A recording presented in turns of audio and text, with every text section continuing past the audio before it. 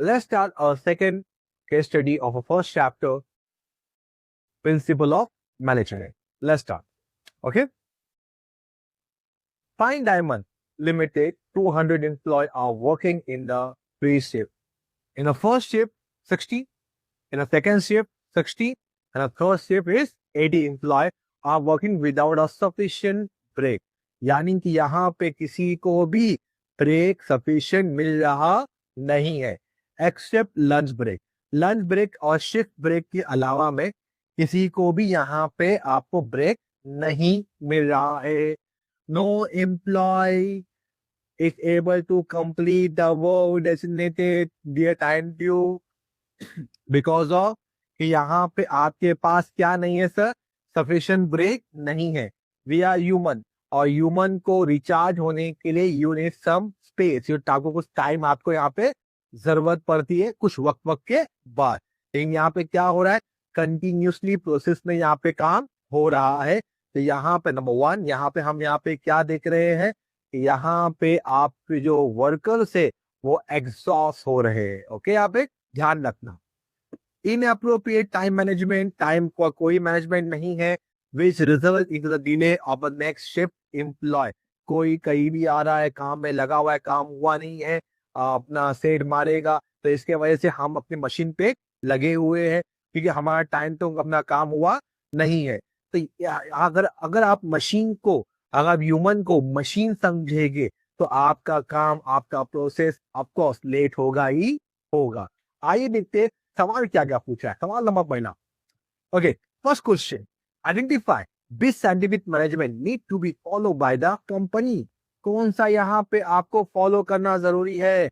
Number one, science is not a rule of thumb.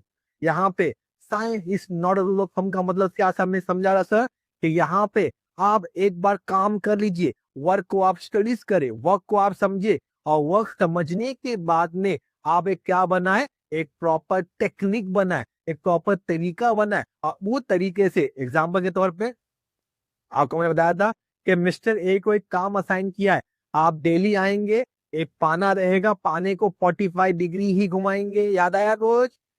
आपको daily आना है, पाना भी वही रहेगा, इक्विपमेंट भी वही रहेगा, तरीका भी वही रहेगा, खड़े रहने का पोजीशन भी वही रहेगा। इससे क्या फायदा होगा सर, इससे वर्कर को रोज नया नया काम बताने की जरूरत नहीं है। आप पहले आइए, एक बेस्ट वे जो रहेगा वो डिसाइड करे, हर एक को अपना काम असाइन करे और डेली उसको आके वो सेम काम करना रहेगा।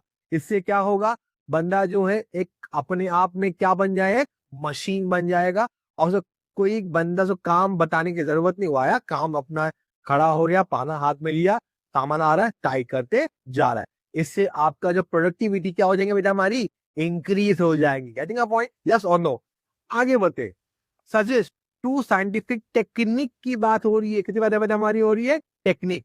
यहाँ पे टेक्निक के अंदर हमने टेक्निक पढ़ी बेटा हमने यहाँ पे, okay, which can be use for a smooth flow of the work in a fine diamond limited. तो मैंने तो यहाँ पे लिखा हूँ, मैंने यहाँ पे fictitious and scientific task setting. आप यहाँ पे वर्क अपना स्टडी लिख सकते हो, हमारे यहाँ पे मैथड स्टडी लिख सकते हो, हमारे यहाँ पे टाइम स्टडी आप यहाँ पे लिख सकते हो, हाँ है ना।